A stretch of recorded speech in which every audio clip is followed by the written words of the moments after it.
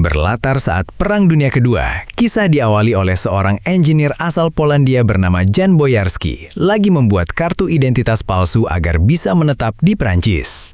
Jan melakukan itu karena ingin terbebas dari kekejaman pasukan Nazi. Di bawah kepemimpinan Hitler, ternyata Jan punya kemampuan khusus, yaitu bisa memalsukan dokumen.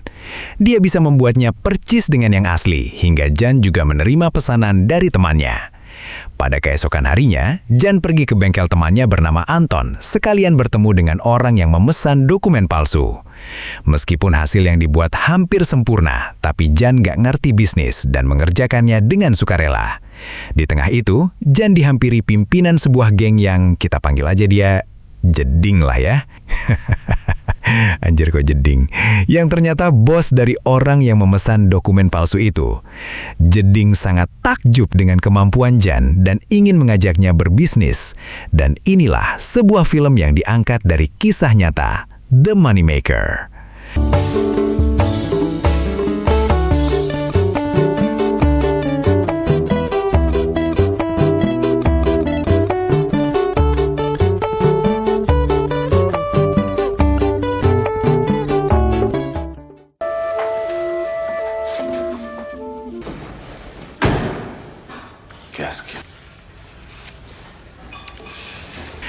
Satu minggu kemudian, Jan mulai berbisnis dan dalam waktu singkat banyak menerima pesanan membuat dokumen palsu.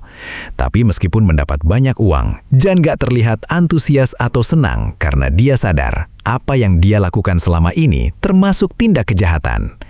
Di suatu hari, Jan pergi ke sebuah bar dan bekerja sebagai musisi reguler. Jan punya banyak kemampuan, selain memalsukan dokumen, Jan juga seorang pianis yang sangat handal. Di tengah itu, Jan melihat seorang wanita cantik mencenut dan amburadul bernama Susan yang saking cantiknya membuat Jan gak bisa mengalihkan pandangan. Aduh, singkat cerita akhirnya Jan kenalan dengan Susan dan tanpa berlama-lama mereka langsung menjalin hubungan. Yaelah, gampang bener. Jan ingin lebih serius dengan Susan hingga mereka pun menikah dan berjanji akan saling menjaga satu sama lain.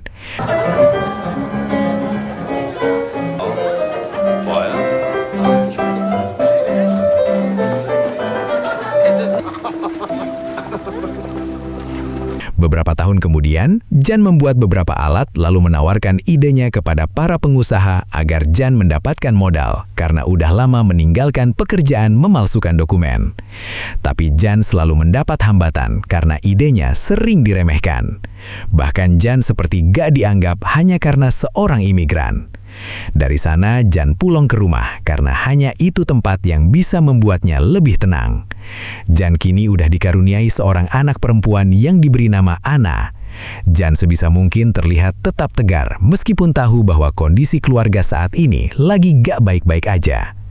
Gak lama mertua Jan datang ke rumah untuk menjenguk cucu serta memastikan kondisi Jan dan Susan. Mereka merasa kasihan karena sampai saat ini Jan belum mendapat pekerjaan dan ide-idenya selalu mendapat penolakan. Atas hal itu, ayah Susan memberikan uang untuk membeli beberapa kebutuhan.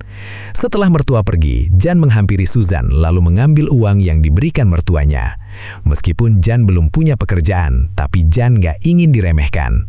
Hingga Jan membakar uang itu dan berjanji akan bekerja lebih keras lagi. Qui roule quand on appuie le stylo sur le papier. Mais vous frappez à la mauvaise porte. Dites-moi, vous avez déposé un brevet? Vous serez toujours les bienvenus chez nous.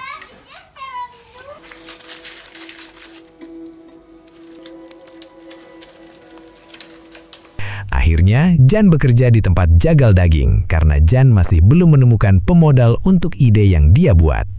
Jan rela bekerja apapun demi menghidupi keluarga dan dapur tetap ngebul. Tapi belum lama bekerja, Jan diberhentikan oleh pemilik tempat yang mementingkan warga Prancis dibanding imigran. Aduh, kasihan. Tentu Jan sangat kesal karena diperlakukan gak adil, tapi Jan gak bisa berbuat apa-apa. Les fèves. Là. Je crois qu'ils portent l'avion mieux que nous, c'est ça, hein? Pada suatu hari, Jan kembali bertemu dengan Jeding mengajaknya untuk berbisnis lagi. Jan sempat gak mau, tapi karena udah kepepet keadaan, akhirnya Jan menanyakan bisnis apa yang Jeding buat. Ternyata, Jeding mengajak Jan mencetak uang palsu karena Jan punya kemampuan yang tentu hanya dimiliki segelintir orang. Dari sana, Jan pulang ke rumah, terpaksa bohong pada Susan jika idenya udah mendapat modal dari seorang pengusaha. Sebisa mungkin, Jan akan menutupi bisnis uang palsunya itu. T'es père de famille maintenant, pas vrai? Qualité de l'impression. Les couleurs bavent sur les côtes. Beberapa hari kemudian, Jan dan Jeding serta anak buah terlihat udah bersiap untuk merampok mobil pengangkut kertas yang menjadi bahan pembuatan uang. Jan merasa gugup karena ini adalah aksi perampokan pertamanya. Tapi Jan gak bisa mundur, apalagi semua ini demi menghidupi keluarga.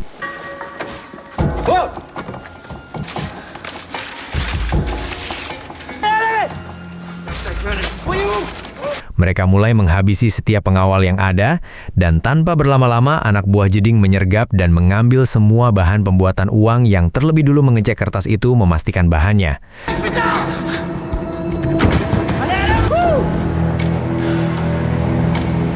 Singkat cerita, Jan mulai membuat salinan dari uang asli agar uang palsu yang dibuat bisa sempurna. Jan mengerjakan siang malam sampai cetakan yang dia buat bisa identik agar orang-orang nggak sadar jika uang itu adalah uang palsu. Jan bekerja dengan sangat keras sampai meninggalkan Susan dan sang putri karena masih belum bisa pulang ke rumah sebelum pekerjaannya selesai. Gak lama, seorang anak buah Jeding bernama Pierre mendatangi tempat kerja Jan untuk mengecek pekerjaan. Pierre sangat kagum karena Jan bisa bekerja dengan sangat keras demi mendapatkan hasil yang sempurna. Tapi Jan menunjukkan ekspresi gak senang karena gak ingin ada orang lain yang mengganggu pekerjaannya. Kemudian Jan kembali melanjutkan pembuatan uang palsu dan terus mencoba sampai menemukan hasil yang diinginkan. Jan terus mencoba hingga Jan berhasil membuat uang palsu yang sangat sempurna. Jan pun menunjukkan uang itu pada Jeding dan seketika sangat takjub karena Jan telah berhasil membuatnya.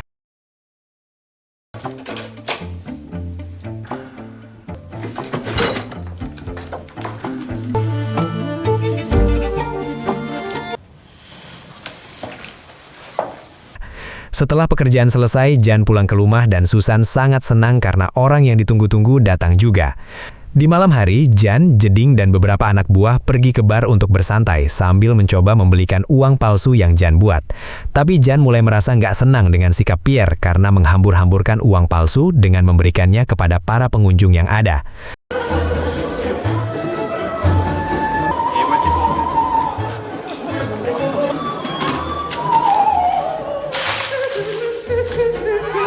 Beberapa waktu kemudian, pegawai bank lagi mengecek uang, lalu seorang pegawai sadar bahwa dia menemukan uang palsu. Atasan pegawai itu mencoba memastikan uang tersebut, tapi saking identik, mereka hampir nggak menemukan perbedaan. Mulai dari desain sampai bahan kertas yang digunakan, pihak bank pun akan melapor pada polisi agar segera ditindaklanjuti. Pihak bank meminta polisi yang, kita panggil aja dia Kica lah ya, nggak pakai money ya, untuk mengecek uang itu. Kica sangat takjub karena uang tersebut sangat mirip dengan yang asli, tapi jika terus diraba, uang itu tetap terasa palsu. Kejadian itu membuat Kica berpikir akan mengambil alih kasus ini karena jika berhasil, maka Kica bisa naik jabatan. Kica pun membujuk pihak bank agar menyerahkan kasus ini padanya dan berjanji bahwa pelakunya akan segera dia tangkap. C'est bien le problème. Même nous, faussaires. Les arrêter, comme toujours. Di lain sisi, Ian mengajak Susan pergi ke bioskop, tapi sebelum film ditayangkan, muncul video Kica saat menangani korban perampokan yang dilakukan oleh Ian dan anak buah Jeding. Melihat itu, Ian berusaha bersikap tenang dan lebih berhati-hati. Récemment, alors qu'il était à Washington où il était reçu pour une série de conseils, a été rappelé d'urgence pour prendre la direction de l'enquête sur le braquage. La seule chose que je peux vous dire à ce stade de l'enquête, c'est que je rangerai ces... Pada keesokan hari, Ian pergi ke tempat kerja untuk membuat lagi uang palsu. Tapi Ian malah dibuat kesal karena Pierre mengambil uang itu seenaknya. Dikarenakan sangat bebal dan gak bisa diberitahu, Ian hanya mengingatkan agar Pierre gak membelanjakan uang itu dengan sembarangan. Hari demi hari, Ian terus membuat ratusan lembar uang palsu, tapi Pierre mengambilnya dengan seenaknya. Itu membuat Ian kesal karena merasa gak dihargai, padahal jika tanpa Ian, tentu semua ini gak akan bisa berjalan. Akhirnya apa yang ditakutkan Ian kejadian karena Pierre menggunakan uang itu untuk membeli perhiasan, dan apesnya aksinya udah diketahui oleh polisi. Kica dan para anggotanya langsung menangkap Pierre dan diinterogasi agar memberitahu dari mana uang itu berasal. Gak cuma itu, Kica juga menemukan bahwa senjata Pierre gak jauh beda dengan senjata yang digunakan dalam perampokan mobil pembawa bahan kertas pembuatan uang. Kica terus mendesak Pierre agar mengaku karena jika tidak, maka Pierre akan diseret ke pengadilan dan dihukum dengan sangat berat. Tapi Kica berjanji akan memberikan keringanan hukuman jika Pierre mau memberitahu siapakah orang yang telah membuat uang palsu itu. Si on me demande si j'arrive, tu sais pas?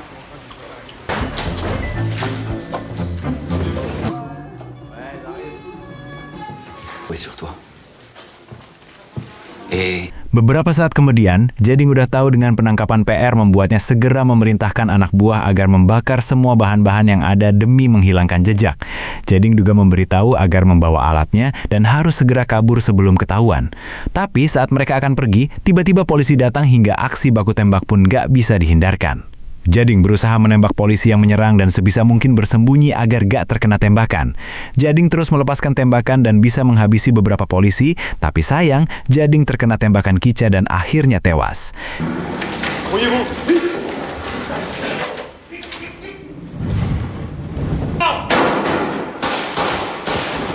Kini Ian udah gak punya waktu lagi untuk melarikan diri, membuatnya bersembunyi di bawah parit dan berharap Kica gak bisa menemukannya.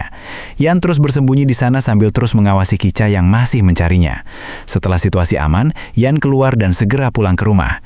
Ian merasa sangat gelisah karena dia pasti diburu, tapi untung polisi gak punya jejak, apalagi Ian hanya seorang imigran. Dikarenakan gak ada lagi pemasukan, Ian nekat membuat lagi uang palsu itu di gudang belakang rumah agar Susan gak curiga. Ian berkata akan melanjutkan semua rancangan alatnya di tempat ini agar bisa lebih dekat dengan keluarga.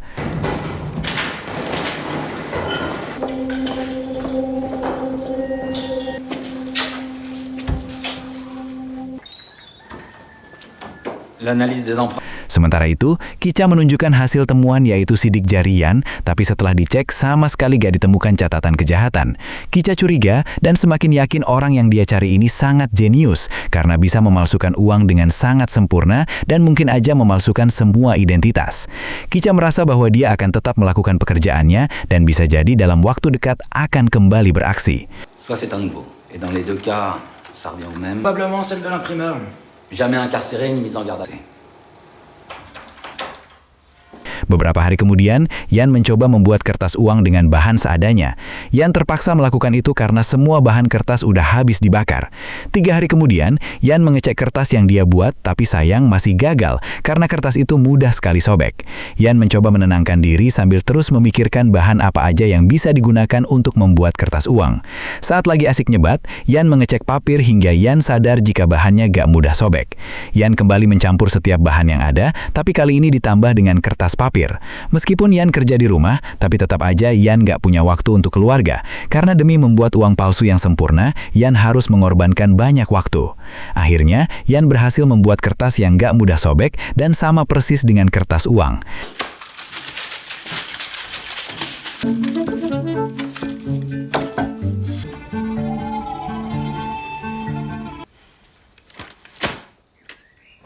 Ian menutupi itu dengan Susan yang membuat dokumen pengajuan hak paten dari karya yang dibuat, karena Ian gak mau Susan curiga bahwa selama ini Ian membuat uang palsu.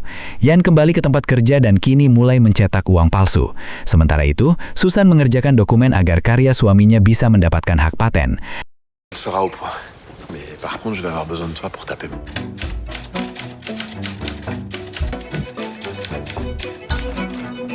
Gak lama, Susan pergi menuju kantor dinas kekayaan industri. Tapi baru aja tiba, Susan malah mengalami kontraksi karena udah masuk masa melahirkan dan diketahui ternyata selama ini Susan lagi mengandung.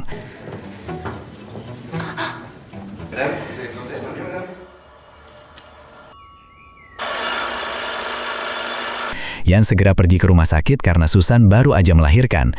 Ian disambut baik oleh mertuanya, lalu Ian minta maaf karena gak sempat menemani. Ian pun menggendong bayinya dan merasa sangat bahagia. Oh, merci. Il est magnifique. Merci. Toi pour l'album? Dari sana Yan pergi ke pasar membeli beberapa kebutuhan sekalian menggunakan uang palsu yang telah dia buat.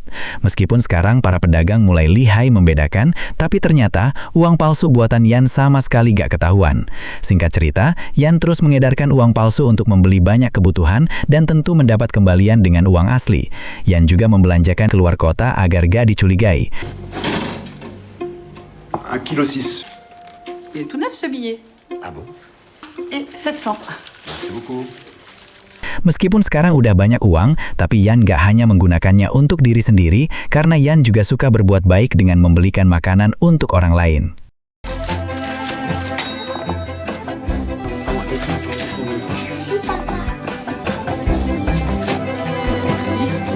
Pada suatu hari, Susan dihampiri sang ibu karena kasihan sering sendiri akibat Yan sering pergi keluar kota. Ibu Susan menjadi curiga jika Yan punya wanita lain karena bisa-bisanya jarang pulang ke rumah. Perkataan tersebut membuat Susan menjadi kepikiran. Apakah benar Yan telah selingkuh? Akhirnya, Susan mengecek tempat kerja Yan, tapi tanpa disadari, sebenarnya Yan berada di ruangan rahasia lagi mencetak uang palsu.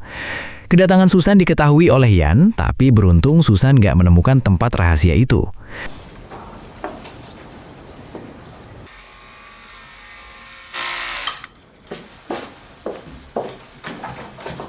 Sementara itu, Kicha diberitahu anak buahnya bahwa uang palsu udah kembali beredar. Mendengar hal itu, Kicha kembali bersemangat untuk menangkap si pelaku utama.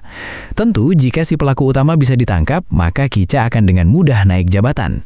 Di lain sisi, Yan kedatangan tamu yang ternyata adalah teman lamanya, yaitu Anton. Mereka pun saling bercerita dan diketahui saat ini Anton lagi memulai bisnis antar barang. Tentu, Yan sangat senang karena Anton punya pekerjaan yang bagus. Tapi Yan gak terus terang dengan apa yang dia lakukan saat ini karena gak ingin kejahatannya terbongkar. Pada keesokan hari, Yan pergi ke toko untuk membeli kertas papir karena akan kembali mencetak lebih banyak uang palsu. Saat itu, Yan diberitahu oleh kasir jika uang yang digunakan Yan akan ditarik oleh pihak bank karena sangat banyak uang palsu yang beredar. Yan pun tetap bersikap tenang agar gak dicurigai. Di saat yang sama, Kicha mendatangi pihak bank karena seri uang yang dipalsukan itu akan ditarik dari peredaran. Itu membuat Kicha jadi kesulitan menangkap si pelaku, dan tentu Kicha akan gagal naik jabatan.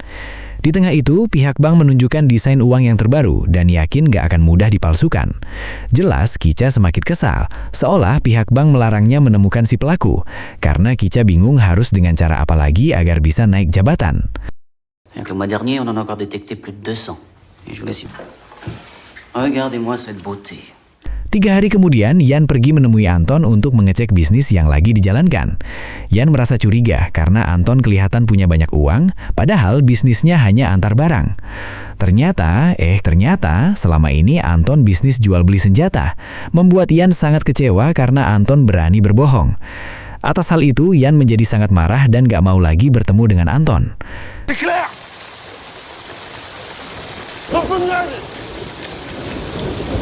Sementara itu, kini Kicha menemui Menteri Keuangan agar jangan dulu menarik seri uang yang dipalsukan. Kicha berjanji bahwa gak lama lagi si pelaku akan dia tangkap. Tapi Menteri Keuangan gak peduli dengan omongan Kicha. Akhirnya, beberapa waktu kemudian, uang dengan desain terbaru telah diedarkan ke masyarakat.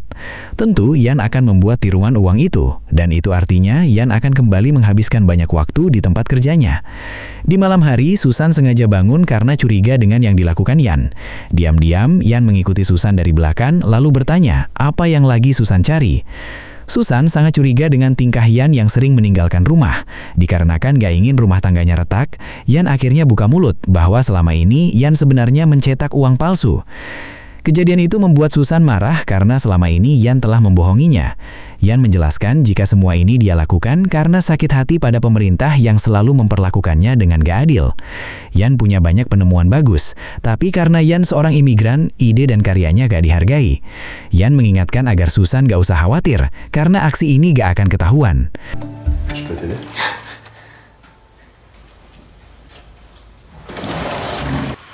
Le mien sera encore plus beau que l'original. Ne lâche pas. Singkat cerita, Yan bekerja siang dan malam membuat desain yang sama percis dengan uang yang baru. Yan menghabiskan banyak waktu sampai lupa dengan keluarga agar karya yang dia buat bisa sempurna. Waktu yang terbuang dengan keluarga membuat Susan terang-terangan jalan dengan kekasih barunya. Waduh, Itu membuat Ian sangat kesal, padahal baru aja Ian menunjukkan karya uang palsu yang baru yang telah selesai dia buat. Ian gak habis pikir dengan Susan, padahal selama ini semua keinginannya udah diberikan. Di lain sisi, Kicha menemui seorang nabi yang ahli dalam pemalsuan uang. Kicha minta bantuannya untuk melihat uang palsu, agar Kicha punya petunjuk siapa sebenarnya orang yang lagi dia cari. Nabi itu mulai mengecek uang palsu yang dibuat dan terdapat tanda yang dibuat oleh Ian. Semua itu Ian buat justru agar pihak pemerintah mengenalinya, karena selama ini Ian juga melakukan itu sebagai bentuk protes atas ketidakadilan yang dia terima. Pada suatu hari, Anna membacakan sebuah berita yang menyebutkan jika pemerintah Prancis menduga uang palsu itu dibuat oleh mata-mata unit Soviet yang berniat untuk menghancurkan perekonomian. Mendengar itu, Susan menjadi curiga. Apakah benar Ian selama ini adalah seorang mata-mata? Sementara itu, Kicha menemui ilmuwan agar mengecek bahan baku pembuatan uang palsu, hingga Kicha diberitahu jika salah satu bahannya yaitu kertas papir. Mengetahui hal itu, Kicha pun memerintahkan para anak buah agar mengawasi toko yang menjual kertas papir. Pada suatu hari, Ian pergi keluar kota membawa banyak uang palsu untuk membeli kertas papir. Si notre type s'approvisionne partout sur le territoire, on est...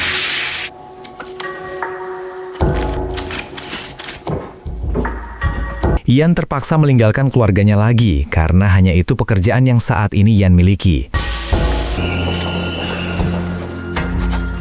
Ian memberanikan diri menghubungi Kicha karena ada berita jika Kicha masih memburunya.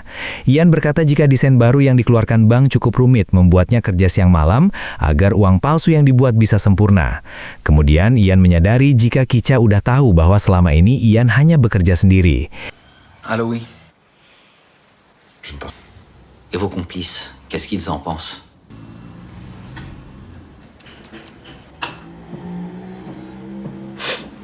Di pagi hari, Ian memutuskan pulang, tapi saat akan naik kereta, ada pemeriksaan dari pihak imigrasi. Awalnya Ian tenang karena punya kartu identitas, tapi petugas malah memintanya membuka koper. Ian cemas takut uang palsu yang dibawa ketahuan, hingga petugas berhasil teralihkan karena ada seorang copet, dan dengan cepat Ian segera pergi.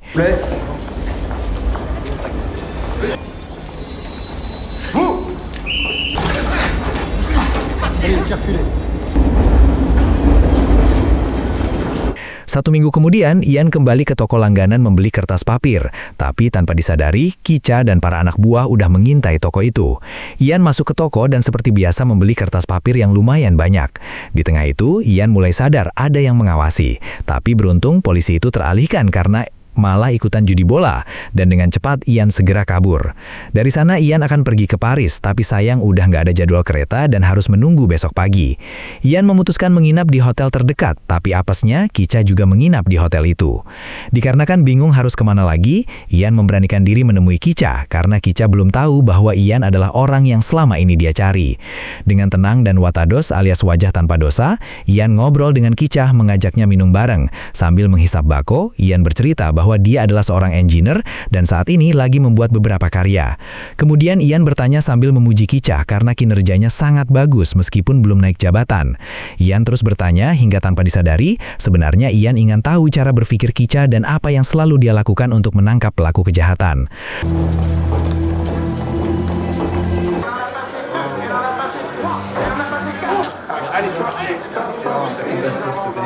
Non, il est annulé, monsieur. Départ demain à 7h15.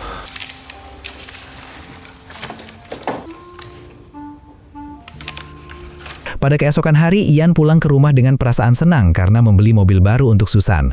Tapi perasaan itu berubah menjadi kesal karena Susan ketahuan masih selingkuh dan tanpa pikir panjang, Ian langsung menghajarnya. Kejadian tersebut membuat Susan marah karena semua itu Susan lakukan akibat Ian jarang pulang ke rumah. Susan juga masih kecewa padahal Ian berjanji akan segera berhenti mencetak uang palsu, tapi malah keterusan. Ian pun mencoba menjelaskan karena semua yang dia lakukan hanya untuk keluarga. Sementara itu, Kicha diberikan sketsa wajah pelaku pemalsuan yang selama ini Kicha cari. Kicha pun baru sadar jika semalam orang yang dia cari ada di hadapannya, tapi Kicha sama sekali nggak sadar. Kicha semakin yakin bahwa sebentar lagi dia akan bisa menangkap Ian. Kemudian Kicha mendatangi peluncuran uang seri baru dengan desain dan bahan yang sulit dipalsukan.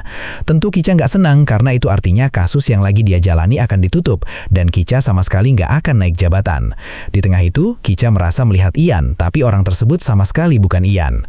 Beberapa tahun kemudian, Ian memilih menyendiri berserah diri karena hubungannya dengan Susan semakin memburuk. Saat ini Ian telah berhasil menduplikat desain uang terbaru dan Ian langsung mencetaknya.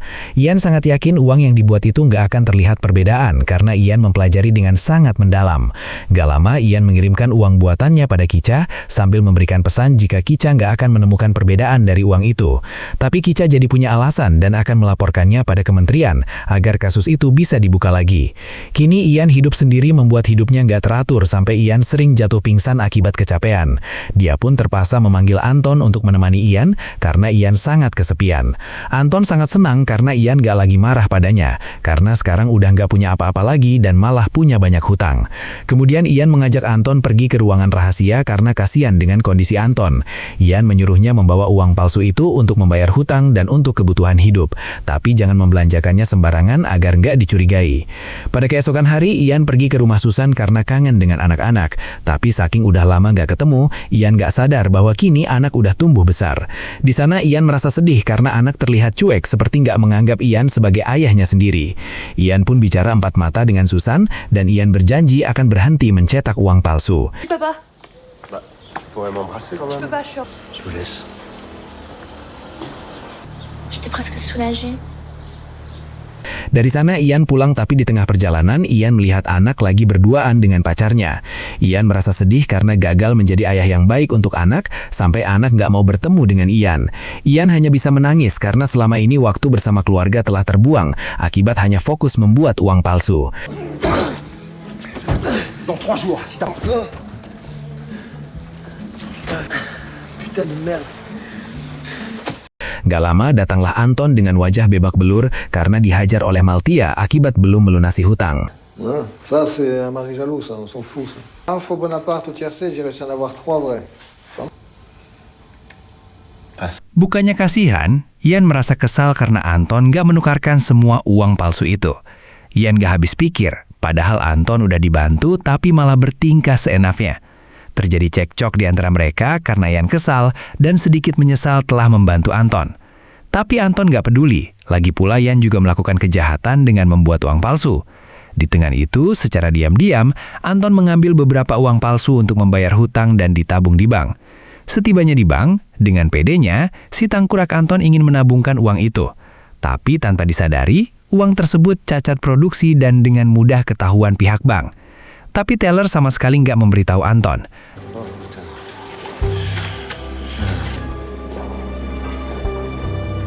Dan saat Anton pergi, si teller langsung melapor pada polisi.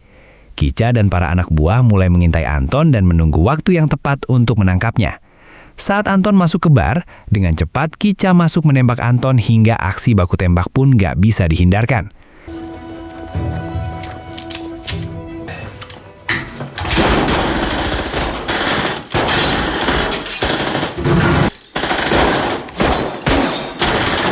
Di tengah itu, Anton sempat menghubungi Ian bahwa dia akan tertangkap karena udah ketahuan polisi. Tapi Ian sama sekali nggak khawatir dan lanjut menemani Susan serta putranya.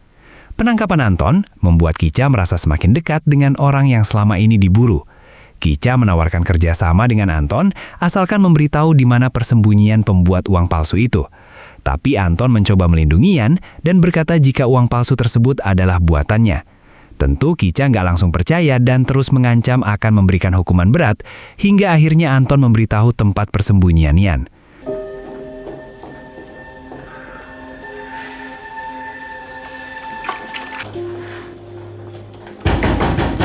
Satu jam kemudian, Kicha mendatangi rumah Ian. Tapi Ian sama sekali nggak ketakutan, seolah udah siap. Ian sama sekali nggak melawan saat tangannya diborgol meskipun Kicha belum menemukan bukti apapun. Setelah terus mencari, anak buah Kicha sama sekali nggak menemukan bukti, hingga Kicha memerintahkan anak buahnya untuk melepaskan borgol Ian. Di tengah itu, Kicha tertarik dengan mesin kopi yang dibuat Ian. Ian pun menunjukkan cara kerja mesin itu. Tapi secara nggak sengaja, kopinya tumpah menimpa bahan pembuat kertas yang selama ini digunakan Ian. Ian membawa Kicha ke ruangan rahasia tempat semua uang palsu itu diproduksi. Kicha sangat takjub karena Ian membuat dengan detail. Ditambah Ian melakukannya sendirian, merasa nggak bisa lagi lolos dari jeratan hukum. Ian meminta Kicha jangan membawa Susan, karena Susan nggak ada sangkut pautnya dengan pemalsuan uang. Ian juga berjanji akan mengakui semua perbuatannya. Gak lama, Ian dibawa ke mobil polisi. Dan kejadian itu membuat semua orang kaget karena si pemalsu jenius berhasil ditangkap. Yan berusaha tetap tegar karena akan berpisah lama dengan Susan serta anak-anaknya. Beberapa waktu kemudian, Yan diberitahu Kicha jika proses pengadilan akan segera berjalan. Kicha memberitahu bahwa saat ini pihak Amerika dan Uni Soviet ingin mempekerjakan Yan, tapi sayang pemerintah Prancis menolak dan tetap akan menghukum Yan. Mendengar hal itu, Yan merasa nggak heran karena sebagai imigran, Yan nggak mungkin dibela. Pada keesokan hari, Yan resmi divonis hukuman selama 20 tahun penjara akibat terbukti mengedarkan dan membuat uang palsu. Untuk pertama kalinya, Yan dijenguk oleh Susan, dan Yan merasa sangat menyesal gak berhenti dari awal. Meskipun sempat menolak bercerai, Yan akhirnya menandatangani surat permintaan cerai dari Susan, karena selama ini telah membuatnya kecewa. Tapi Susan ternyata mengurungkan niatnya dan tetap ingin bertahan, akan menunggu Yan bebas dari penjara. Sebelum pergi, Yan memberitahu jika di rumah, dia menyimpan sesuatu dan Susan harus mengambilnya. Dari sana, Susan segera mengecek apa yang Yan bilang. Dan secara mengejutkan, ternyata selama ini Yan menyimpan banyak koin kuno seharga 5 juta euro atau sekitar 101 miliar rupiah. Susan sangat senang karena selama ini Yan adalah suami yang bertanggung jawab.